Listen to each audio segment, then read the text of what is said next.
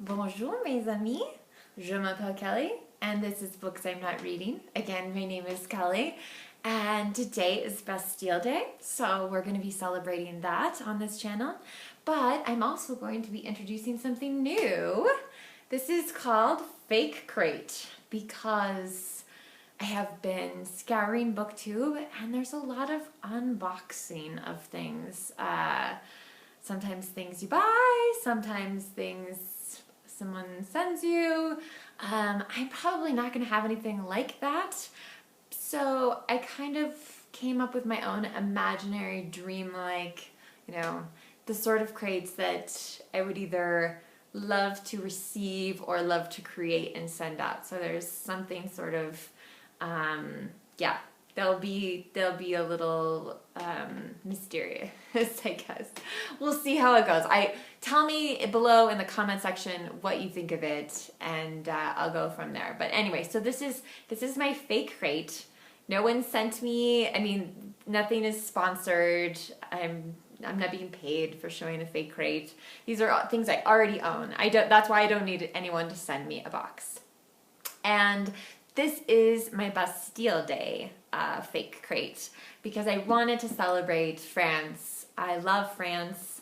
20 years ago this summer, I actually lived there with a French family in Lyon and spent a couple weeks in Paris at the end of that. And then probably 10, 12 years ago, my sister and my mother and I went to Paris as well. So I've been very fortunate to be there. But I can't speak to anyone else's experiences, but my own experiences of France were wonderful. I was treated so kindly. It was surreal how great an experience I had. My French family took wonderful care of me. They were very patient with my bad French. My French mother made her own salad dressing every night. For dessert, we would sit in the backyard underneath their beautiful cherry tree and just reach up and grab cherries and eat them. It's almost hard to believe in retrospect that I actually had that experience. So I love France and Paris, and I do kind of have an Eiffel Tower obsession as well, which you'll see in the fake crate. But yeah, so I think the Eiffel Tower is probably the most beautiful man-made structure in the world. So anyway, all right, so let's get started with Fake Crate Bastille Day. All right, so what's in here first? Oh my goodness, this is so exciting. My fake crate sent me a baguette. I am very lucky. I live in a rural area, but we have a great bakery.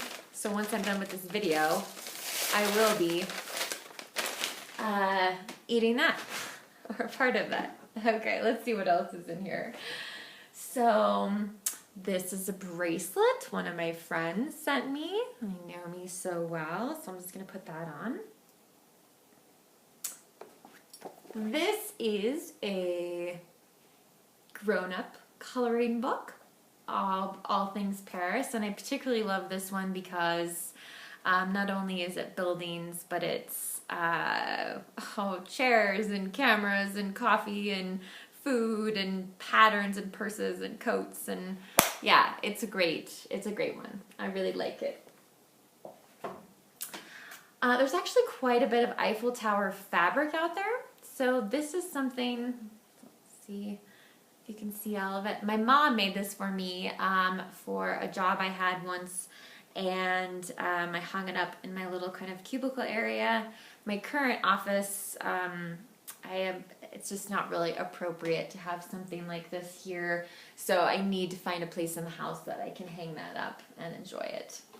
And then of course, I have the touristy things, little Eiffel Towers, little Eiffel Tower notebook. One year I had a Paris planner. It says Paris is always a good idea. And the pictures in this planner are so beautiful that I've saved it. I'm sure eventually I'll pitch it, but I loved it.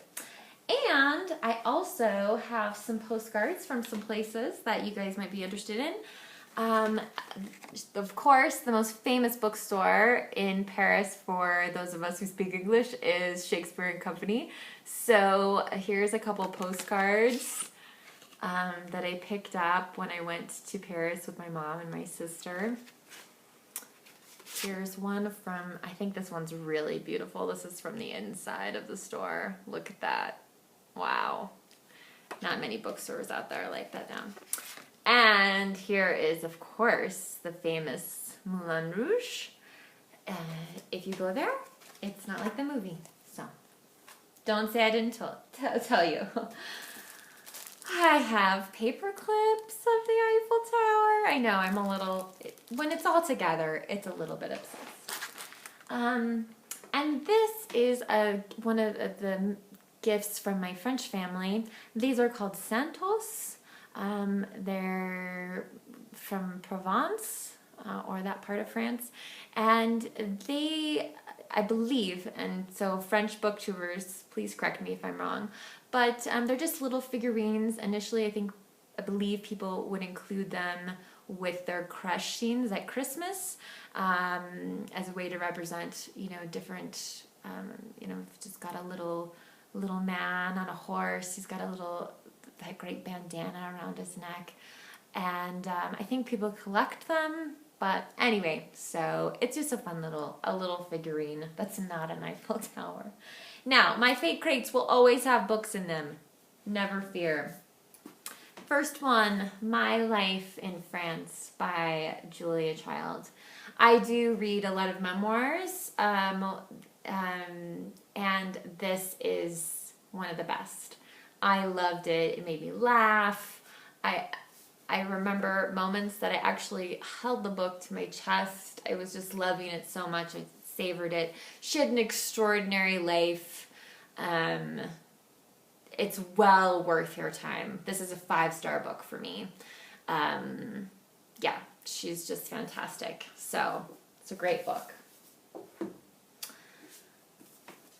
The Elegance of the Hedgehog by Muriel Barbery.